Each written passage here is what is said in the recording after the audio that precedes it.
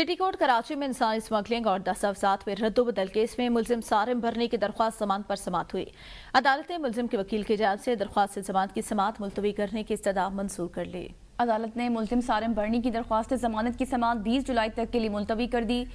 अली हसन इस मुतालिक तफसीलात से आगाह करेंगे। अली हसन, समाअत का हवाल बताइए।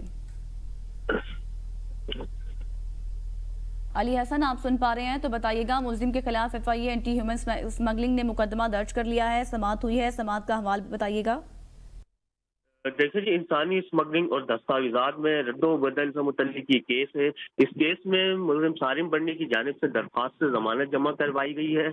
आज जो है वो सिटी कोर्ट में कायम एडिशनल डिस्ट्रिक्ट इंस्पेक्शन जज की अदालत में जो है इस दरख्वास्त की समाअत हुई है। समाअत के मौके पर सारिम बनने के वकील अदालत में पेश हुए हैं और इनकी जानिब से दरख्वास्त जमा करवाते हुए ये इस्तदा की गई कि दरखास्त जमानत की समाअत जो है वो मुलतवी की जाए, जिस पर अदालत ने मुलजिम के वकील की दरख्वास्त जो है वो मंजूर की और मजीद जो समाअत है वो 20 जुलाई तक मुलतवी कर दी गई है। इससे कबल भी सारिम बढ़नी की जानिब से दरखास्त जमानत जुडिशल मजिस्ट्रेट की अदालत में जमा करवाई गई थी, जो कि अदालत ने मुस्तरद कर दी समाअत थी। को मुलतवी कर दिया गया है। बहुत शुक्रिया अली हसन।